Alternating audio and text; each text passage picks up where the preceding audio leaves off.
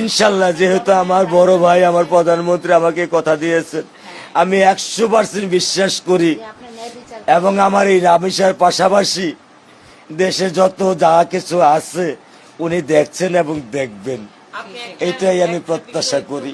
আপনার যদি মনে হয় যে এখানে আপনার পার্সোনাল কোনো আইনজীবী প্রয়োজন, হ্যাঁ, কিংবা রাখার দরকার এই মামলা পরিচালনার জন্য, দেখভাল করার জন্য, সেটাও যদি মনে আমার প্রয়োজন নেই।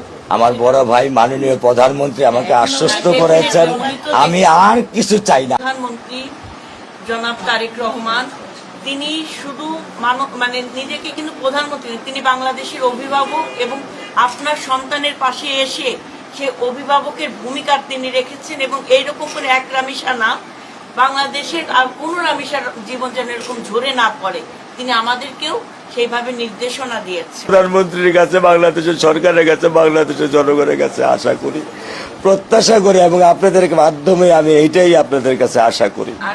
আমরা সর্বোচ্চ চেষ্টা করব, সরকার এই ব্যাপারে সচেতন।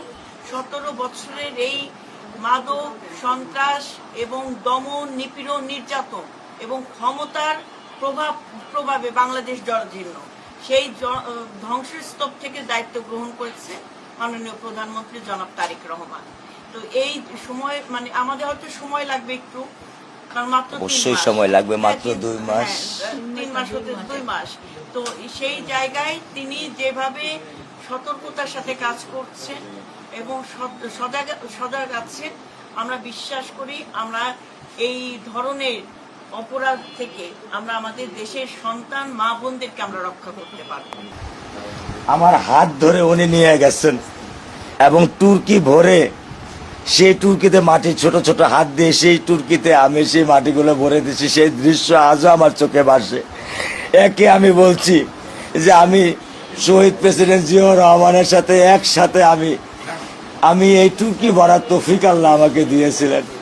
পরবর্তীতে তার সুসন্তান আজকে প্রধানমন্ত্রী, ওনাকে আমি মানা করছি যে আমি আসি, কিন্তু উনি না শুনে উনি আমাকে আমার কাছে আমার বুকে আসছেন, আমাকে আদর দিচ্ছেন, স্নেহ দিচ্ছেন, ভালোবাসা দিচ্ছেন, আমার বড় মেয়ের দায়িত্ব নিয়েছেন